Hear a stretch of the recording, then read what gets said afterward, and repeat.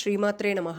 ఈ రోజు లలితా సహస్రనామంలోని అమ్మవారి యొక్క 30వ నామం గురించి తెలుసుకుందాం. ఈ రోజు మనం చెప్పుకోబోయే నామం గురించి కొంచెం తెలుసుకుని తరువాత నామార్థంలోకి వెళ్దాం. అప్పుడే ఈ నామానికి ఉన్న గొప్పతనం ఏంటో మనకు తెలుస్తుందన్నమాట. చూడండి, మన పురాణాలలో ఎంతో మంది యొక్క దేవతల పెళ్లిళ్ళ గురించి మనం వింటూనే వచ్చాం. ఉదాహరణకి సీతమ్మ వారి యొక్క పెళ్లిని కానీ చూసుకున్నట్లయితే అది ఒక ధర్మ కథలాగా ఉంటుంది. దీని ద్వారా మనం ధర్మంగా ఎలా ఉండాలో నేర్చుకుంటాం. అలానే రుక్మిణీదేవి యొక్క కళ్యాణాన్ని కానీ చూసుకున్నట్లయితే అది ఒక ప్రేమ కథలాగా ఉంటుంది. అంటే ప్రేమ ఎలా ఉండాలో ఈ కథ ద్వారా మనందరం నేర్చుకుంటాం. అలానే పార్వతీదేవి యొక్క పెళ్లిని కానీ చూసుకుంటే అది ఒక తపస్సు కథలాగా ఉంటుంది. దీని ద్వారా ఓర్పు ఎలా ఉండాలో నేర్చుకుంటాం. మరి లక్ష్మీదేవి యొక్క కళ్యాణాన్ని కానీ చూసుకుంటే ఐశ్వర్య కథలాగా ఉంటుంది. దీని ద్వారా సంపదను మనం ఎలా గౌరవించాలో నేర్చుకుంటాం. మరి సరస్వతీదేవి యొక్క కళ్యాణాన్ని కానీ చూసుకున్నట్లయితే విద్య కథలాగా ఉంటుందన్నమాట.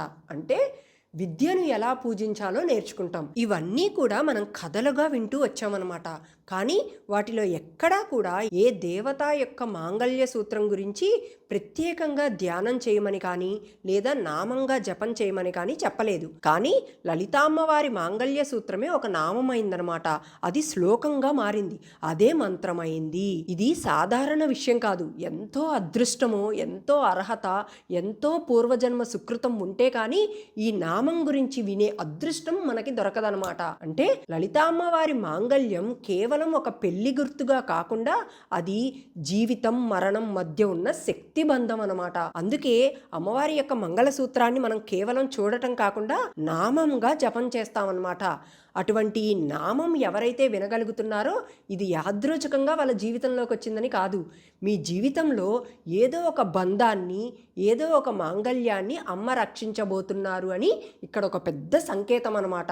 అందరి దేవతలు పెళ్లిళ్ళు కథలైతే లలితామ్మవారి మాంగళ్యం మాత్రం మంత్రమైంది. అది వినగలుగుతున్నామంటే అది కేవలం అమ్మ అనుగ్రహం ఉంటేనే మనకు అది సాధ్యమవుతుందన్నమాట. చూడండి, ఇప్పుడు ఇది తెలుసుకున్న తర్వాత ఇప్పుడు నామార్థం తెలుసుకుంటే మీ అందరూ ఇంకా బాగా శ్రద్ధగా వినగలుగుతారనమాట. ఇప్పుడు నామార్థం గురించి తెలుసుకుందాం. అమ్మవారి యొక్క చుబుకాన్ని వర్ణించిన తర్వాత వసిన్యాది వాగ్దేవతలు అమ్మవారి యొక్క కంఠ భాగాన్ని వర్ణిస్తూ కామేశబద్ధ మాంగళ్య సూత్ర శోభిత కందర అని చెప్పారనమాట. అంటే ఏంటి అంటే చూడండి, ఇక్కడ కామేశ అని మొదలు పెట్టారు. కామేశ అంటే ఏంటి అంటే కామేశ్వరుడు అని అర్థం. అంటే పరమశివుడు అనమాట. పరమశివుడి చేత బద్ధ అంటే కట్టబడిన. ఏం కట్టబడినది అంటే మాంగళ్య సూత్ర అంటే మంగళ సూత్రం అనమాట. శోభిత అంటే పవిత్ర సౌందర్యముతో ప్రకాశించుచున్న అని అర్థం. కందర అంటే కంఠము కలిగినది అని అర్థం అనమాట. ఏం చెప్తున్నారు ఈ నామం ద్వారా వసిన్యాది వాగ్దేవతలంటే కామేశ్వరునిచే కట్టబడిన మంగళసూత్రముతో శోభిల్లే కంఠము కలిగినది అని అర్థం అనమాట. అంటే అమ్మవారి యొక్క మెడ పరమశివుడు కట్టిన మంగళసూత్రం చేత పరమ రమణీయంగా శోభిల్లుతుందంట. అమ్మవారి మెడలో ఎన్నో ఆభరణాలు ఉంటాయి. రత్నాలు, హారాలు, మాణిక్యాలు. నిజానికి అమ్మకు అసలు నగల కొరత ఏమాత్రం లేదు.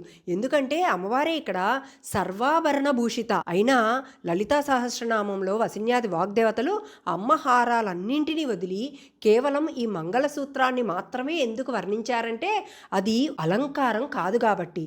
మరి ఏంటది అంటే అది శివశక్తి తత్వం. చూడండి, అమ్మవారికి ఎన్నో ఆభరణాలు ఉన్నా సరే అమ్మవారికి మాత్రం అత్యంత ప్రీతికరమైనది ఏంటి అంటే పరమశివుడు స్వయంగా తన చేతులతో కట్టిన మంగళసూత్రం అనమాట.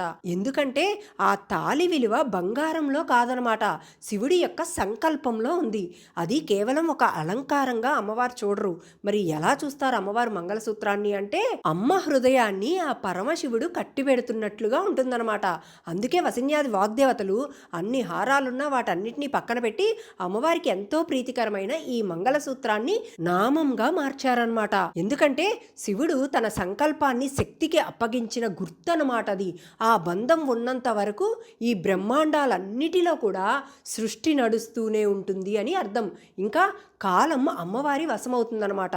మృత్యువు వెనక్కి తగ్గుతుంది. అందుకే లక్షల ఆభరణాల మధ్య ఉన్నా కూడా అమ్మవారికి పరమ ప్రీతి కలిగించేది సాక్షాత్తు ఆ పరమశివుడు కట్టిన ఆ ఒక్క మంగళసూత్రం మాత్రమేనమాట. ఈ నామంలో దాగిన ఇంకొక గొప్ప రహస్యం ఏంటంటే సాధారణంగా మనందరికీ తెలిసిన విషయం ఏంటి అంటే ఆ పరమశివుడు మృత్యుంజయుడని. అలానే శివుడు మృత్యుంజయుడు కాబట్టి ఆయన కట్టిన మంగళసూత్రం అమ్మవారికి అంత గట్టిగా నాశనం కాని దానిలాగా ఉంది అని అనుకోవటం. కానీ ఇది పూర్తి అర్థం కాదు. ఇంకొంచెం లోతుగా చూస్తే ఇక్కడ మనకి మరో విషయం తెలుస్తుందన్నమాట. శక్తిని వివాహం చేసుకున్న తరువాతే శివుడు సంపూర్ణుడయ్యాడు అని. ఎందుకంటే శక్తి లేకుండా శివుడు శూన్యమే కదా. అందుకే అమ్మ మంగళసూత్రం గట్టిగా ఉండటమే శివుణ్ణి మృత్యుంజయుడిగా నిలిపింది అని కూడా ఇక్కడ అర్థం వస్తుందన్నమాట. అంటే ఇక్కడ ఎవరు ఎక్కువ ఎవరు తక్కువ అనేది లేదు. ఇది ఇద్దరి యొక్క సమతుల్యాన్ని చూపిస్తుందన్నమాట. అదే శివశక్తి తత్వం. ఉదాహరణకి ఒక నాణం తీసుకోండి, అందులో బొమ్మ గొప్పదా బొలుసు గొప్పదా అంటే ఏం చెప్తాం? ఆ రెండూ ఉండటం వల్లే ఆ నాణ్యానికి విలువ అనేది ఉంది. అలానే శివుడు మృత్యుంజయ తత్వం, అమ్మ మాంగళ్యం కూడా విడదీయలేనివన్నమాట. అటువంటి మహానామాన్ని భక్తి శ్రద్ధలతో నమ్మకంతో చదివినప్పుడు మనలో ముందుగా కదిలేది మృత్యుభయం కాదు, అమృత భావం. ఎందుకంటే ఈ నామం శివశక్తి ఏకత్వాన్ని ధ్యానం చేయిస్తూ ఉంటుంది. శివుడు మృత్యుంజయుడయ్యాడంటే అది అమ్మ శక్తి సాన్నిధ్యం వల్ల అని అర్థం అవ్వాలి. అలానే అమ్మ మాంగళ్యం నాశనరహితం అయిందంటే శివుడి యొక్క అమృతతత్వం వల్ల అని అర్థం చేసుకోవాలి. ఈ అభేదతత్వాన్ని మనసులో నిలిపి ఈ నామాన్ని కానీ జపించినట్లయితే మృత్యువు అనే భావన మనపై అధికారం కోల్పోతుందన్నమాట. అంటే భయం తగ్గిపోతుంది, హృదయం స్థిరపడుతుందన్నమాట. జీవితం అంతా కూడా ఒక ప్రవాహంలాగా కనిపిస్తుంది. అప్పుడు మృత్యు అంటే అంతం కాదు, అది మార్పు మాత్రమే అన్న జ్ఞానం మన లోపల పుడుతుందన్నమాట. అందుకే ఈ నామం చదవటం అంటే మృత్యువుని ఎదిరించడం కాదు, మృత్యు భయాన్ని దాటి నిలబడటం అని ఇక్కడ అర్థం అన్నమాట. చూడండి, శివశక్తి బంధాన్ని హృదయంలో ధరించిన భక్తుడికి భయం అనేది ఉండదు. అక్కడ కేవలం నమ్మకం అనేది మాత్రమే ఉంటుంది. వారు ధైర్యంగా ఎటువంటి సమస్యనైనా ఎదుర్కోగలిగే శక్తి కలిగిన వారై ఉంటారు. ఇంకా ఈ నామం జపించడం అంటే అమృత స్మరణ అని అర్థం అన్నమాట. అందుకే ఇక్కడ మిగతా ఆభరణాలన్నీ కూడా అందాన్ని పెంచితే అమ్మవారి యొక్క మంగళసూత్రం జీవితాన్ని నిలుపుతుందన్నమాట. అది అమ్మ మెడను అలంకరించడానికి కాదనమాట. మరి ఏంటి అంటే శివశక్తి ఏకత్వాన్ని ప్రకటించడానికి సూచనగా ఈ మంగళసూత్రం ఉంది. శివుడు సంకల్పం అయితే శక్తి కార్యమవుతుంది. ఆ రెండిటి మధ్య ఉన్న విడదీయలేని బంధమే ఈ మంగళసూత్రం. అందుకే వసిన్యాది వాగ్దేవతలు వాక్కు, మంత్రం, శబ్దం గురించి మాట్లాడే చోట కూడా అమ్మవారి యొక్క మంగళసూత్రాన్ని మాత్రమే ఎంచుకున్నారు. ఎందుకంటే మాట పుట్టాలంటే శ్వాస కావాలి, శ్వాస నడవాలంటే జీవితం కావాలి. అటువంటి జీవితం నిలవాలి అంటే శివశక్తి బంధం అచంచలంగా ఉండాలి. ఆ అచంచల బంధానికి గుర్తే అమ్మవారి యొక్క మంగళసూత్రం. అందుకే ఈ నామంలో అమ్మకు ఇంకా ఏమీ నగలు లేవా అన్న ప్రశ్న రావడానికి చోటే లేదు. ఎందుకంటే మిగతా ఆభరణాలన్నీ కూడా అందం కోసమైతే మాంగళ్యం మాత్రం సృష్టిని నిలిపే కారణం అన్నమాట. చూడండి, ఇక్కడ మన దేశం ఒకటే అయినా ఆచారాలు అనేవి ప్రాంతాలను బట్టి మారుతూ ఉంటాయి. ఉదాహరణకి అమ్మవారు కూడా హిమవంతుని పుత్రికే, అంటే ఉత్తర దిక్కు నుండి వచ్చిన వారే. అయినా వివాహ ఆచారాలలో ఒకే విధానం ఉండాలి అన్ని చోట్ల అని శాస్త్రం ఎక్కడా చెప్పలేదు. శాస్త్రం తత్వాన్ని ఇస్తుంది. ఆ తత్వాన్ని ఎలా పాటించాలి అనేది ప్రాంతీయ సందర్భంగా మారుతుందన్నమాట. ఉత్తర భారతదేశంలో మాంగళ్యం ప్రధానంగా భావంగా నిలిచింది. అంటే సింధూరం, బొట్టు, పతిపత్నుల ధర్మబంధం ద్వారా అనమాట. మరి దక్షిణ భారతదేశంలో మాత్రం అదే మాంగళ్యం స్పష్టమైన ప్రతీకగా 2 సూత్రాల రూపంలో కనిపిస్తుందన్నమాట. ఆ 2 సూత్రాలు కూడా శివశక్తి తత్వానికి, వాక్కు అర్థానికి, శ్వాస ప్రశ్వాసలకి ప్రతీకలుగా ఉంటుంది. అందుకే దక్షిణ భారతదేశంలో మంగళసూత్రం ఒక అలంకారంగా కాదనమాట, జీవితం నడిచే 2 శక్తుల బంధంగా భావించారు. మరి ఇంకొంతమందిని చూసుకున్నట్లయితే ఒకటే సూత్రం కడతారు, ఇంకొందరు నల్లపూసల్ని వేసుకుంటారు. అవేవి తప్పు కాదనమాట. అవి కూడా అదే మాంగళ్య తత్వాన్ని తమ తమ సాంప్రదాయాల ప్రకారం చూపించే రూపాలు మాత్రమే. చూడండి, ఇక్కడ తత్వం ఒకటే, శివశక్తి తత్వం, రూపాలు వేరు. అందుకే లలితామ్మ వారి విషయంలో వసిన్యాది వాగ్దేవతలు ప్రాంతీయ ఆచారాన్ని కాకుండా 2 సూత్రాల మాంగళ్య తత్వాన్ని తీసుకొని నామంగా వర్ణించారనమాట. ఇక్కడ ఇది ఉత్తరం దక్షిణం అని భేదం కాదు, ఇది తత్వాన్ని స్పష్టంగా చూపించిన ఒక మార్గం మాత్రం. మాత్రమే అన్నమాట. చూడండి, లలితా సహస్రనామంలో ప్రతి నామం కేవలం ఒక పేరుకు మాత్రమే కాదనమాట.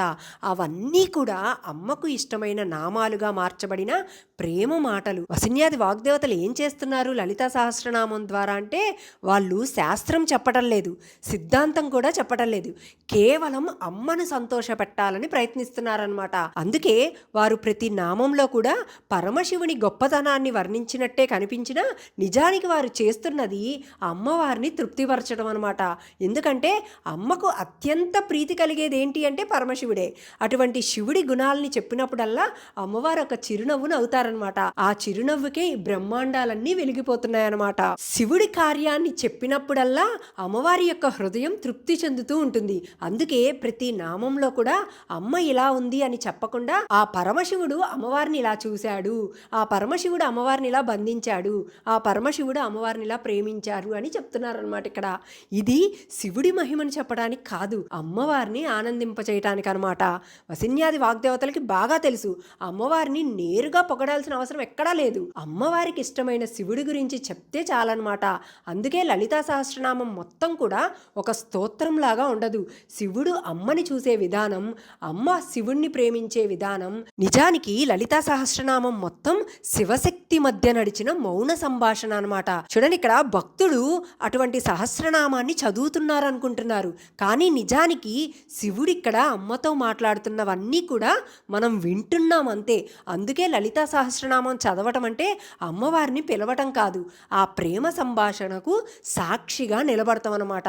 అదే దీనిలో దాగిన అత్యంత రహస్యం. లలితా సహస్రనామ పారాయణం చేసినప్పుడు మన మనసులో ఎటువంటి కోరికలున్నా కూడా ఆ కోరిక చెప్పి సహస్రనామ పారాయణం చేయటం కంటే లలితా సహస్రనామ పారాయణం చేసే ముందు అది అమ్మకి అంకితం చేస్తున్నట్టు, అమ్మ సంతోషం కోసమై చదువుతున్నట్లు భావించి కానీ ఈ పారాయణాన్ని చదవగలిగినట్లయితే మీ మనసులో ఉన్న కోరిక ఏదైతే ఉందో అది మీరు అడగకుండానే అమ్మవారి దానికి 100 రెట్లు ఎక్కువగా మీకు అందిస్తారనమాట. చూడండి, ఇక్కడ మంగళసూత్రాన్ని మెడలోనే ఎందుకు వేసుకుంటారంటే మన శరీరంలో మెడ అనేది తలకి శరీరానికి మధ్యలో ఉంటుందన్నమాట. అంటే ఒక బ్రిడ్జి లాగా ఉంటుంది.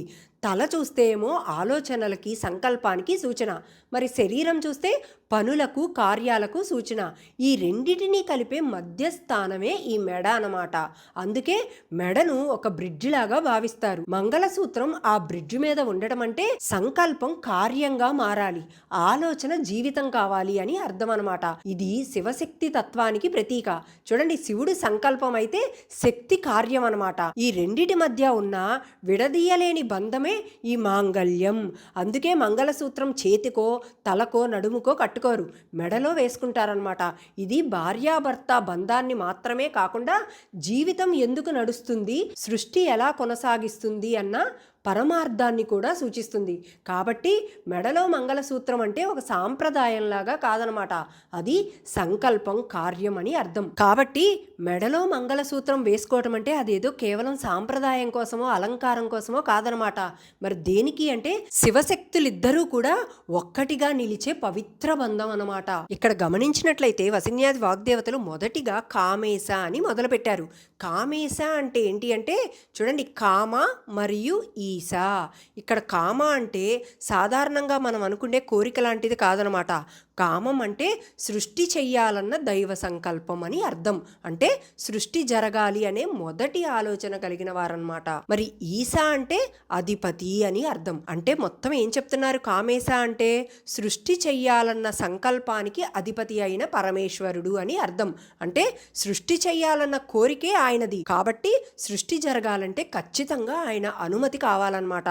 ఆ పరమేశ్వరుడినే ఇక్కడ కామేశ్వరుడు అని అన్నారు. అటువంటి కామేశ్వరుడితో వివాహం అంటే అమ్మవారు కామేశ్వరుడితో విడదీయలేని బంధంలో ఉన్నారు అని అర్థం అన్నమాట. ఇక్కడ చూడండి, పూర్వం శివుడు ఘోర తపస్సులో లీనమై ఉన్నప్పుడు, వివాహానికి పూర్తిగా విరక్తుడిగా ఉన్నప్పుడు దేవతల కోరిక మేరకు మన్మధుడు కోరికలతో ఆకర్షణలతో వచ్చి అశుద్ధ కామాన్ని ప్రతీకగా శివుడిపై బాణం చేశాడు. ఆ కామబాణం తపస్సును భంగం చేయాలనుకున్నది. అందుకే శివుడు తన కంటి మంటలతో మన్మధుడిని దహనం చేశాడు. కానీ ఇక్కడ చూసినట్లయితే శివుడు కామాన్ని నశింపజేయలేదు, అశుద్ధమైన కామాన్ని మాత్రం శుద్ధి చేశాడనమాట. తరువాత అదే శివుడు పార్వతీదేవిని వివాహం చేసుకుని ధర్మంతో కూడిన శుద్ధ కామాన్ని గుర్తుగా అమ్మ మెడలో మంగళసూత్రాన్ని కట్టారనమాట. అందుకే మన్మధుడి బాణం సృష్టిని కదిలించలేకపోయినా శివుడు కట్టిన మాంగళ్యం మాత్రం ఈ సృష్టిని నడిపించే శక్తిగా మారిందనమాట. ఇక్కడ చూడండి, శివుడి సంకల్పం వల్లే అమ్మవారు ఆవిర్భవించారు.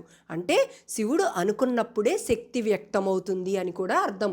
శివుడి సంకల్పం లేకుండా సృష్టిలో ఏ కదలిక జరగదనమాట. అందుకే కామేశ్వరునికి సంకల్పానికి భేదం లేదు అని చెప్పేదే ఈ నామంలో దాగిన ఇంకొక అర్థం అనమాట. ఈ నామం ద్వారా మనలోని కోరికలు పుట్టినా కూడా అవన్నీ కార్యరూపంగా దాల్చాలంటే ఆ కామేశ్వరుని యొక్క సంకల్పం ఖచ్చితంగా కావాలి. ఇక్కడ సంకల్పం అని అంటున్నారు. సంకల్పం అంటే ఏంటి అంటే శివుడు వేరు సంకల్పం వేరు అని కాదనమాట. శివుడే సంకల్పం, సంకల్పమే శివుడు. మరి ఆ సంకల్పాన్ని కానీ రూపంగా మార్చినట్లయితే ఆ రూపం ఎవరిక్కడ అంటే లలితా అమ్మవారు అని అర్థం అనమాట. ఇక్కడ లలితా అమ్మవారే కామేశ్వరుని యొక్క శక్తి స్వరూపం. అంటే శివుడి సంకల్పం అమ్మ అయితే అటువంటి అమ్మ కదిలితే సృష్టి కదులుతుంది అని అంటున్నారనమాట. ఇక్కడ కామేశ్వరుడు అమ్మవారికి కట్టిన ఈ మంగళసూత్రం అమ్మ యొక్క కంఠస్థానంలో ఉండటం అంటే ఏంటంటే అదేదో సాధారణ ఆభరణంగా కాదనమాట. అది విశుద్ధ చక్రానికి సంబంధించిన దైవశక్తి సంబంధం అనమాట. చూడండి, విశుద్ధ చక్రం అంటే ఏంటి అంటే ఆ స్థలం ఏదైతే ఉందో అక్కడే మాట పుట్టే స్థానం అని అర్థం అనమాట. వాక్కు వ్యక్తమయ్యే కేంద్రం అని కూడా అంటారు. అమ్మవారి యొక్క మాంగళ్యం అక్కడ ఉండటం అంటే సంకేతం ఏంటంటే అమ్మ శక్తి మాటగా, శబ్దంగా, మంత్రంగా ఈ లోకంలో పనిచేస్తుంది అని అర్థం అనమాట. శివుడి సంకల్పం ముందుగా ఆలోచనగా పుట్టి అదే వాక్కుగా మారి మంత్ర రూపంలో సృష్టిని నడిపిస్తుంది అని ఇక్కడ అర్థం. చూడండి, ఆ మంత్రబద్ధమైన వాక్కులే లలిత అమ్మ యొక్క స్వరూపం. ఇంకా అమ్మవారి యొక్క మంగళసూత్రం కేవలం మెడను అలంకరించడానికి కాదనమాట. మరి దేనికి అంటే మాటను నియంత్రించడానికి, శక్తిని కట్టిపెట్టడానికి, సృష్టి సక్రమంగా సాగేందుకు ఉందన్నమాట. ఇక్కడ చెప్పే కామం కూడా భౌతిక కోరిక అని కాదు, సృష్టి జరగాలి అన్న దైవ సంకల్పం అన్నమాట. ఆ సంకల్పమే ఇక్కడ వాక్కుగా మారి మంత్రంగా పనిచేయడమే ఈ నామం యొక్క అసలు రహస్యం. ఇంకా విశుద్ధి చక్రం దగ్గర 2 దళాల పద్మం ఉంటుందన్నమాట. ఆ 2 దళాలు ఏంటి అంటే మొదటిది వాక్కు అంటే మాట, రెండవది భావం అంటే అర్థం అన్నమాట. శాస్త్రాలు వీటిని శివపార్వతులుగా చెప్తారనమాట. అంటే భావం శివుడైతే మాట శక్తి. భావం లేకుండా మాటకు విలువ ఉండదు, మాట లేకుండా భావం బయటపడదు. ఇక్కడ మాటా భావం అనే దానికి ఎలా చెప్పుకోవచ్చు అంటే ఉదాహరణకి నేను నిన్ను ప్రేమిస్తున్నాను అని ఒక తల్లి పిల్లవాడికి చెప్పిందనుకోండి, అక్కడ నిన్ను ప్రేమిస్తున్నాను అనేది కేవలం ఒక మాట రూపంలో చెప్పటం, అది వాక్కు. తరువాత భావం, ఆ తల్లి మనసులో నిజమైన ప్రేమను వ్యక్తపరచటం, ఆ భావాన్ని వ్యక్తపరచటం. అందుకే ఇక్కడ మాటా భావం. భావం లేకుండా మాట ఒక్కటే చెప్తే అది ఖాళీగా ఉంటుందన్నమాట. మాట లేకుండా భావం ఉంటే బయటికి రాదు. దీనినే ఇక్కడ శివశక్తి తత్వం అని అంటారనమాట. అంటే వాక్కు, అర్థం ఇవి 2 కూడా విడిపోలేనివి, ఒకదానితో ఒకటి సంబంధం ఉన్నవి. ఎలా అయితే శివశక్తి తత్వం ఉందో ఈ మాటా భావం 2 కూడా అలాంటి తత్వం కలిగినవి కనుక ఇక్కడ వసిన్యాది వాగ్దేవతలు ఇలా చెప్పారనమాట. దీనినే ఆదిశంకరాచార్యుల వారు సౌందర్యలహరిలో ఎలా చెప్పారంటే, అమ్మా పరమేశ్వరుడు వివాహ సమయంలో నీ మెడలో 3 వరసలతో 3 ముడులతో మంగళసూత్రాన్ని కట్టాడు. ఆ 3 వరసల మాంగళ్యం కేవలం ఆభరణంగా కాదనమాట. ఇక్కడ 3 వరసలు అంటే ఈ 3 అనే దానికి త్రికాలాలు, త్రిగుణాలు, త్రిశక్తులను సూచించే పవిత్ర బంధమని చెప్పడం అన్నమాట. నీవు సంగీతంలో గతి, గమక, గీతం అన్న 3 అంశాలలో సంపూర్ణ నైపుణ్యం కలిగిన దేవతవని తెలియజేయటానికి ఆ మంగళసూత్రం ఒక సంకేతంగా చూపుతున్నాడమ్మా అని చెప్తున్నారనమాట. అమ్మవారి యొక్క కంఠంలో సహజంగా కనిపించే మృదువైన రేఖలు అనేక నూలు పోగులతో కూడిన ఆ 3 వరసల మంగళసూత్రానికి ప్రతిరూపాలుగా ఉన్నాయని వర్ణిస్తున్నారనమాట. శివుడు సంగీతానికి మూలమైన వాడైతే అమ్మవారు ఆ సంగీతానికి ఆశ్రయం ఇచ్చే స్థానం అన్నమాట. అంటే చూడండి, ఇక్కడ శివుడు నాదం అయితే అమ్మవారు ఆ నాదం నిలిచే ఆధారం అన్నమాట. ఏం చెప్తున్నారు ఇక్కడ ఆదిశంకరాచార్యుల వారంటే అమ్మవారి యొక్క గొంతు సంగీతానికి ఇల్లన్నమాట. మరి పరమశివుడు ఆ సంగీతాన్ని పుట్టించిన వాడు అని ఇక్కడ అర్థం. ఈ నామం మొత్తం కూడా అమ్మవారి మెడలోని మాంగళ్యాన్ని వర్ణించినట్లుగా కనిపించినా అది కేవలం దాంపత్యం గురించి మాత్రమే కాదనమాట. జీవితం, శక్తి, మాట, నాదం అన్నింటికీ మూలం అమ్మవారే అని చెప్పటమే ఈ నామం యొక్క విశేషం. ఈ భావంతో కానీ సహస్రనామం చదివితే జీవితం, బంధాలు, దాంపత్యం అన్నీ కూడా సక్రమంగా నిలుస్తాయి అని అర్థం. అమ్మవారి మాంగళ్యం అంటే జీవితాన్ని కట్టిపెట్టే శక్తి అని ఇక్కడ అర్థం అనమాట. అది ఈ నామానికి అర్థం. రేపు మరొక నామం గురించి తెలుసుకుందాం. మీ అందరికీ కానీ నా వీడియోస్ నచ్చినట్లయితే లైక్ రూపంలో కానీ కామెంట్ రూపంలో కానీ నాకు తెలియజేయండి. అలానే నా ఛానల్ని సబ్స్క్రైబ్ చేసుకోండి. శ్రీమాత్రే నమః.